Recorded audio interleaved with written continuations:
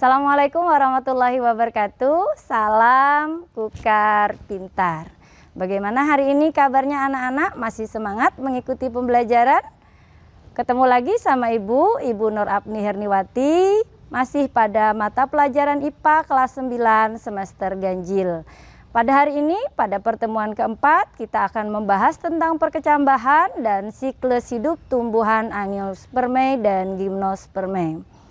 Adapun bahan ajar atau buku sumber yang masih kita pakai yaitu buku IPA kelas 9 semester ganjil penerbit dari Kementerian Pendidikan dan Kebudayaan revisi tahun 2018. Baik anak-anak, untuk pembelajaran hari ini adapun tujuan pembelajaran yang akan kita capai adalah yang pertama yaitu diharapkan peserta didik mampu menganalisis faktor-faktor yang mempengaruhi perkecambahan. Yang kedua, peserta didik mampu menganalisis siklus tumbuhan Angiospermae dan Gymnospermae. Juga mampu menganalisis metagenesis pada tumbuhan paku Vetridophyta dan tumbuhan lumut Bryophyta. Kemudian diharapkan peserta didik juga mampu menyebutkan tentang teknologi reproduksi tumbuhan. Baiklah anak-anak, untuk mengawali kegiatan pembelajaran kita pada hari ini, yuk kita perhatikan tayangan gambar berikut. Ibu menayangkan ada gambar biji kacang kedelai dan gambar biji jagung. Kalau kita perhatikan, kita memperhatikan kalau di pasar jagung tersebut kalau didiamkan lama atau tetap dalam keadaan kering, kenapa tidak bisa menjadi tumbuhan baru atau tetap dalam keadaan biji? Baiklah anak-anak, yuk kita coba menjawab. Jika kita mengamati biji kedelai atau jagung yang kering dijual di pasaran, tidak bisa berubah menjadi tanaman baru. Hal ini dikarenakan tidak adanya air yang merangsang proses imbibisi. Apa itu imbibisi? Proses imbibisi dimulai ketika biji menyerap air guna mengaktifkan embrio untuk melepaskan hormon gibberellin.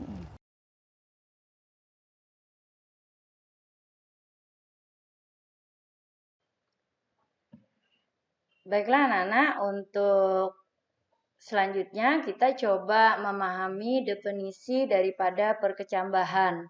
Apa itu perkecambahan atau germinasi? Merupakan tahap awal perkembangan suatu tumbuhan, khususnya tumbuhan berbiji. Dalam tahap ini, embrio di dalam biji yang semula berada pada kondisi dorman mengalami sejumlah perubahan fisiologis yang menyebabkan ia berkembang menjadi tumbuhan muda. Perhatikan pada gambar, jadi terlihat itu sebuah biji yang mulai terlihat hipokotilnya. Apa itu hipokotil? Hipokotil itu adalah bagian batang lembaga antara koteledon dan radikula. Jadi dia merupakan transisi antara batang dan akar ya. Kemudian di situ ada radikula. Radikula itu nanti yang akan berkembang menjadi radix atau akar ya. Kemudian di situ ada koteledon. Koteledon itu adalah kepingan biji yang merupakan lembaga pertama, daun pertama lembaga. Jumlahnya biasanya satu untuk jenis tumbuhan berkeping satu atau monokotil dan biasanya berdaun dua untuk jenis tumbuhan keping dua atau dikotil ya. Kemudian akan terlihat itu muncul mulai daun sejati, kemudian ada epikotil yaitu bagian dari ujung atas sumbu lembaga yang nantinya membentuk sistem pembuluh ya, sistem pada perkecambahan atau calon individu baru tadi.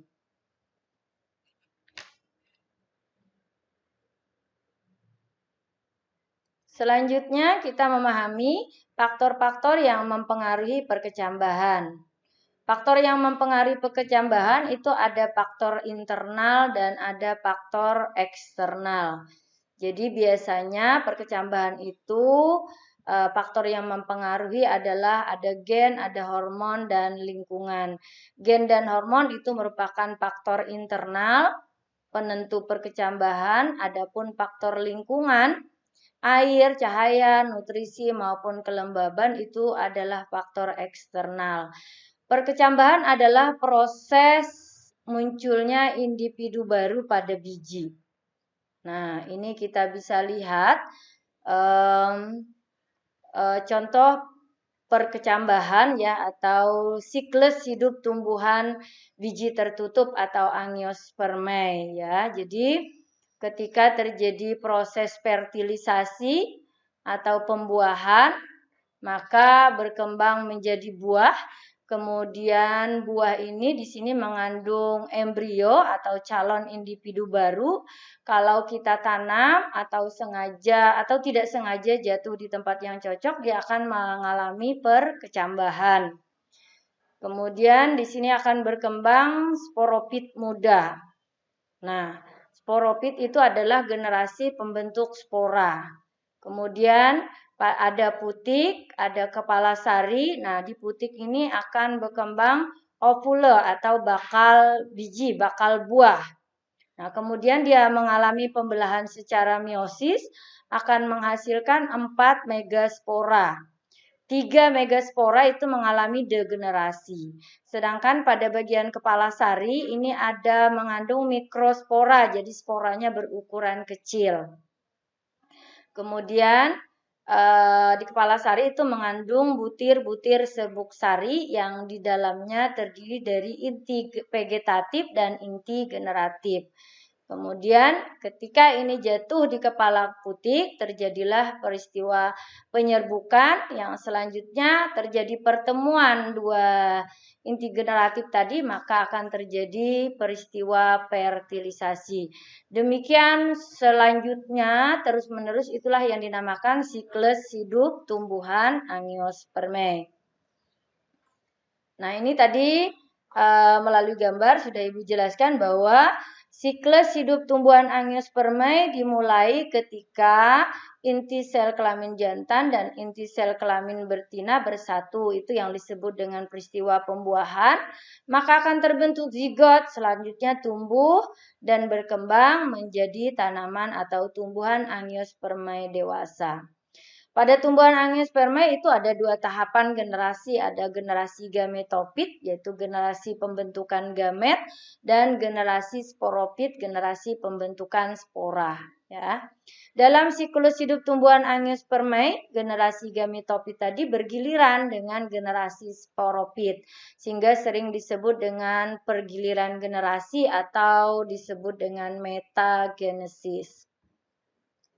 Nah, kita akan memahami apa sih yang terjadi di masing-masing generasi tadi, karena dia setiap makhluk hidup atau tumbuhan itu mengalami siklus hidup, ada generasi gametofit dan generasi sporopit. Generasi gametofit adalah generasi penghasil gamet yang berupa sel spermatozoa dan sel telur, atau sering disebut dengan gamet jantan untuk spermatozoa dan gamet betina untuk sel telur, atau mungkin kalian juga pernah mendengar itu namanya atau ovum ya. Yang disebut juga dengan generasi haploid, yaitu N-nya berjumlah tunggal, N haploid ya. Generasi gametofit dimulai ketika serbuk sari menempel pada kepala putik dan membentuk buluh serbuk sari. Kemudian menghasilkan 2 inti sperma yang haploid. 2 inti sperma yang haploid inilah yang disebut dengan gamet jantan. Pada bagian pangkal putik adalah ovarium atau bakal buah atau ovale tadi.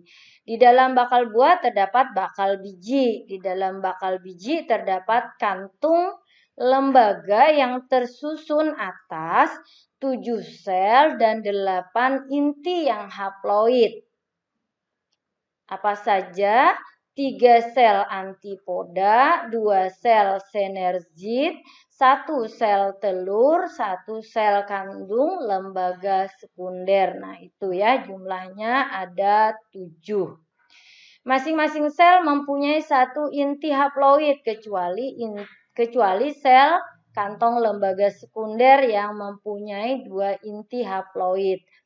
Kantong lembaga inilah yang disebut dengan gametofit betina. Generasi sporopit adalah generasi yang diploid atau kromosomnya sudah 2N berganda, yaitu generasi penghasil spora. Spora pada tumbuhan Angiospermae itu akan berkembang menjadi serbuk sari. Peleburan sel telur dan sperma mengakibatkan bakal biji berkembang menjadi biji. Hasil peleburan bersifat diploid. Nah, biji akan tumbuh menjadi tumbuhan baru. Tumbuhan baru akan berkembang memiliki akar, batang, dan daun. Dan pada suatu saat terbentuk bunga. Tumbuhan Angiospermae dewasa itu bersifat diploid dan dikenal dengan generasi sporopit atau penghasil spora. Nah, ini siklus hidup tumbuhan biji terbuka atau gimnospermae, ya. Jadi di dalam satu tumbuhan karena dia mengalami pembuahan tunggal, maka dia memiliki ada konus betina dan konus jantan. Nah, ini adalah siklus hidup tumbuhan gimnospermae. Nah, kita coba memahami gambar tadi lewat paparan berikut ini. Pertama, pembuahan tunggal itu dimulai dengan menempelnya serbuk sari pada kepala putik. Lalu serbuk sari ini selanjutnya akan membentuk bulu serbuk sari yang berkembang dari sel vegetatif pada serbuk sari. Bulu serbuk sari tumbuh dan berkembang mengarah ke archegonium melalui mikrofil. Sel generatif ini selanjutnya akan membelah menjadi 2, yaitu sel dislokator atau tangkai sel dan spermatogen atau sel tubuh. Selanjutnya sel spermatogen atau sel tubuh akan kembali membelah diri menjadi 2 dengan ukuran yang berbeda. 1 berukuran besar dan 1 berukuran lebih kecil. Lalu saat mencapai sel telur, sel dislokator dan sel sperma kecil ini melebur atau melakukan proses degenerasi. Sel sperma besar bersatu dengan sel telur menghasilkan zigot yang akan tumbuh menjadi embrio. Pada tumbuhan atau tanaman gimnospermae itu juga ada generasi gametofitnya. Ini terjadi dalam bentuk kerucut yang terbentuk pada tumbuhan sporopit yang sudah dewasa. Setiap gametofit jantan hanya memiliki beberapa sel saja yang berada dalam sebuah butir serbuk sari. Dan setiap gametofit betina hanya akan menghasilkan telur dalam sebuah bakal biji. Penyerbukan yang terjadi antara gametofit betina dan jantan harus berlangsung agar pembuahan dapat terjadi dan berlangsung. Memiliki generasi sporopit yang dominan. Apa maksudnya? Mari kita pahami paparan berikut. Sebuah siklus dari sejenis tanaman atau tumbuhan vaskuler yang menghasilkan biji di dalam rujung atau konin. Pada jenis tumbuhan ini memiliki 2 rujung, yaitu rujung betina dan rujung jantan. Contohnya, pada tumbuhan pinus dan cemara yang termasuk jenis conifer. Antara gametofit maupun sporopit generasi baru berikutnya dapat berkembang pada tanaman induk sporopit. Rujung terbentuk pada tanaman sporopit dewasa. Kemudian pada rujung jantan, spora ini berkembang lebih lanjut menjadi gametofit jantan. Dan setiap gametofit jantan terdiri hanya dari beberapa sel tertutup pada setiap butir serbuk sari. Selain itu, pada rujung betina, spora berkembang menjadi gametofit betina dan dapat menghasilkan telur dalam sebuah bakal biji. Selanjutnya kita coba memahami metagenesis atau pergiliran keturunan pada siklus tumbuhan paku atau Vetridophyta ya. Kita semua tahu bahwa paku itu berkembang biak menggunakan spora. Nah, ini kita lihat pahami lewat skema pergiliran keturunan tumbuhan paku. Jadi spora itu dia akan menjadi protalium. Nah, di dalam protalium ada dua sel kelamin yaitu archegonium dan antheridium. Maka pada tumbuhan paku protalium itu adalah gametofitnya. Ketika spermatozoid dan sel telur itu bertemu, maka berkembang menjadi zigot dan akan menjadi tumbuhan paku muda. Nah, di sinilah fase sporopitnya.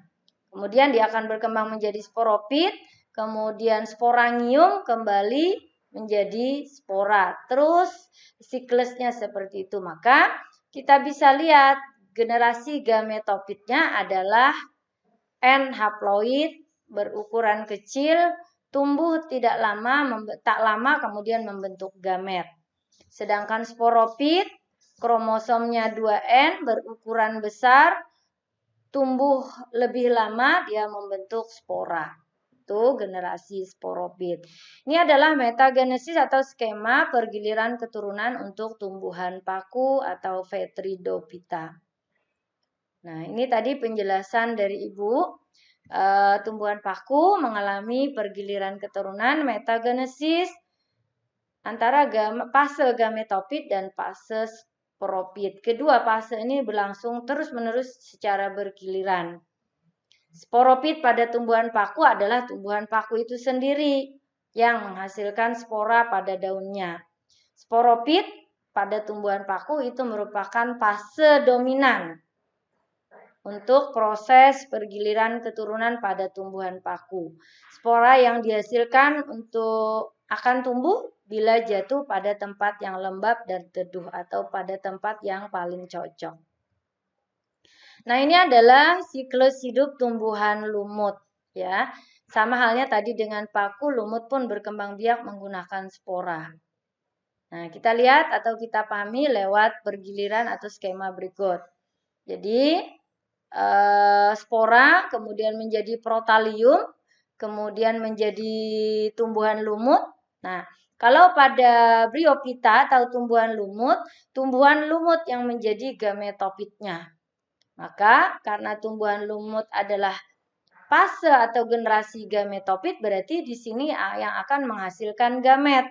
Antheridium dan archegonium.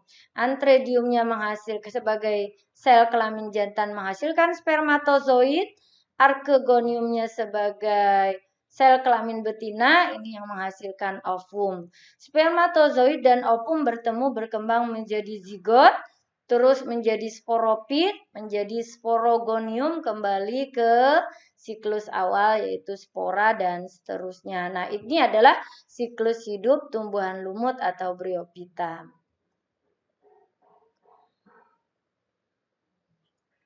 Ini adalah tayangan yang tadi sudah Ibu jelaskan bahwa pada tumbuhan lumut pun terjadi dua fase, makanya disebut dengan metagenesis.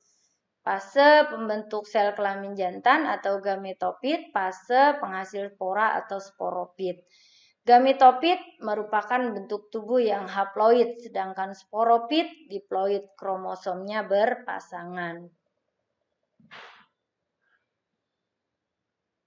Proses pergiliran keturunan ini dinamakan metagenesis. Kedua fase ini berlangsung secara bergiliran ketika spora telah matang, itu yang harus kita perhatikan. Kemudian maka ia akan dilepaskan dari kotak spora dan diterbangkan oleh angin.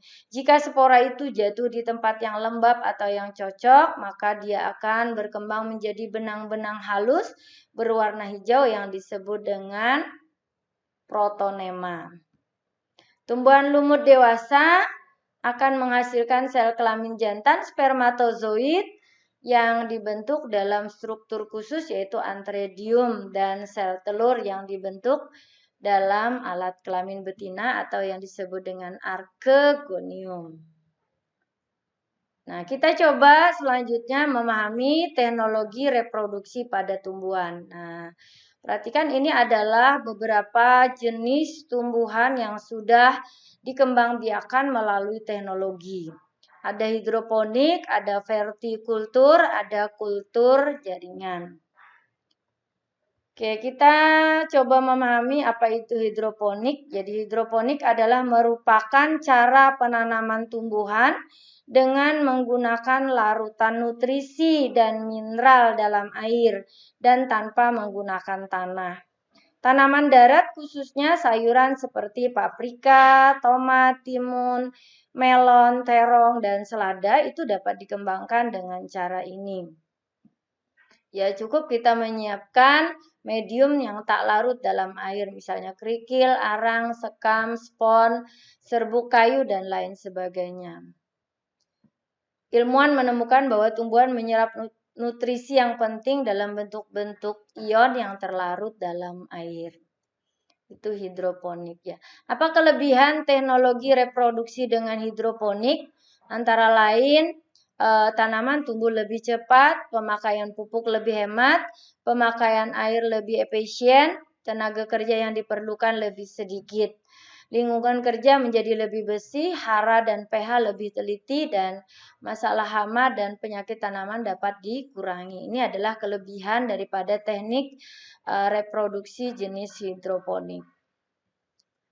Sekarang vertikultur. Apa itu vertikultur? Teknik budidaya tanaman dengan cara membuat instalasi secara bertingkat. Vertikal ya, dengan tujuan untuk meningkatkan jumlah tanaman. Vertikultur diserap dari bahasa Inggris yang berasal dari kata vertikal dan kultur. Penanaman teknik ini menggunakan sistem budidaya pertanian secara bertingkat baik indoor maupun outdoor.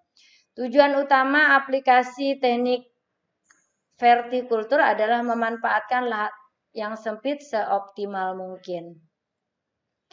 Kultur jaringan adalah suatu metode perbanyakan tumbuhan dengan cara mengambil suatu bagian dari tanaman seperti sel atau sekelompok sel, jaringan atau organ.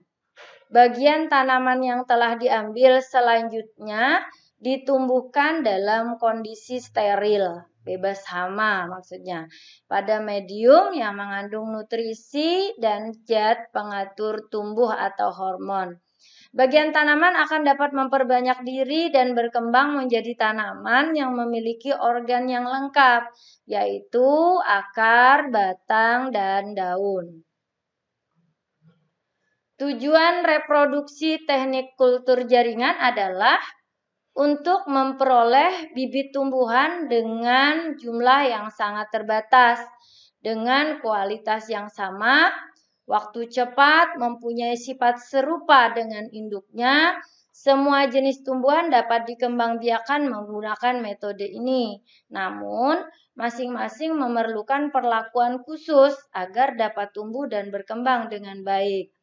Contoh tanaman yang diperbanyak dengan kultur jaringan diantaranya adalah tanaman kelapa sawit, tanaman jati mas, coklat, dan anggrek.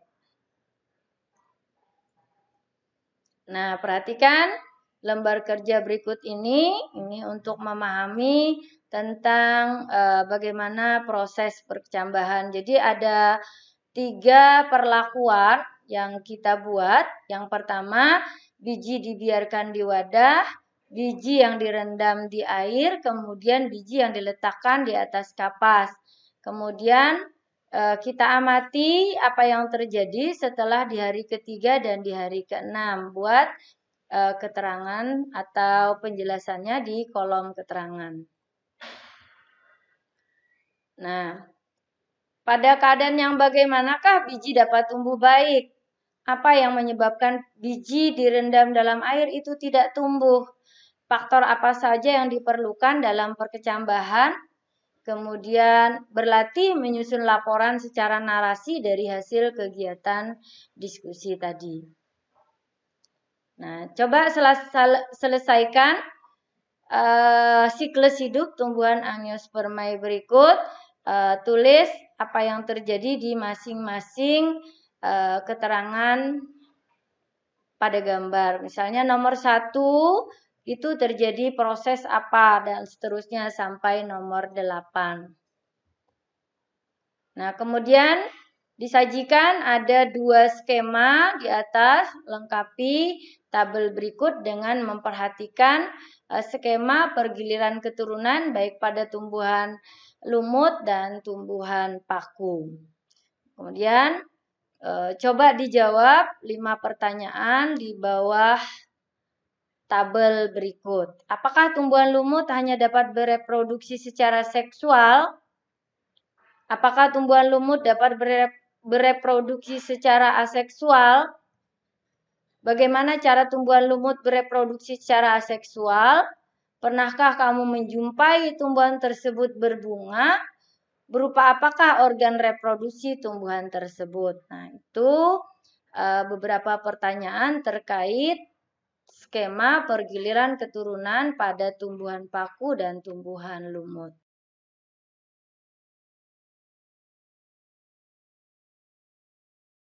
Bagaimana dengan paparan Ibu tadi? Semoga bisa dimengerti dan bisa dipahami ya. Baiklah, sebelum kita mengakhiri kegiatan pembelajaran pada hari ini, yuk kita simpulkan apa yang sudah dipelajari. Yang pertama adalah tentang perkecambahan atau germinasi. Merupakan tahap awal perkembangan suatu tumbuhan, khususnya tumbuhan biji. Dalam tahap ini, embrio di dalam biji yang semula berada dalam keadaan dorman atau istirahat, mengalami sejumlah perubahan fisiologis yang menyebabkan ia berkembang menjadi tumbuhan muda. Begitu juga tadi kita sudah mempelajari bahwa siklus hidup tumbuhan Gymnospermae, Angiospermae, Bryophyta, tumbuhan lumut, Petridophyta, tumbuhan paku, mengalami siklus generasi gametofit dan sporofit. Gametofit adalah generasi penghasil gamet, sedangkan sporofit adalah penghasil spora. Bagaimana anak-anak, sudah bisa dipahami ya? Semoga pembelajaran hari ini tetap menyenangkan dan tetap semangat. Ibu akhiri untuk pembelajaran hari ini, Ibu ucapkan terima kasih dan jangan lupa kita akan ketemu lagi pada pertemuan kelima nanti dengan materi perkembangbiakan pada hewan. Ibu Eri, assalamualaikum warahmatullahi wabarakatuh. Salam Kukar Pintar.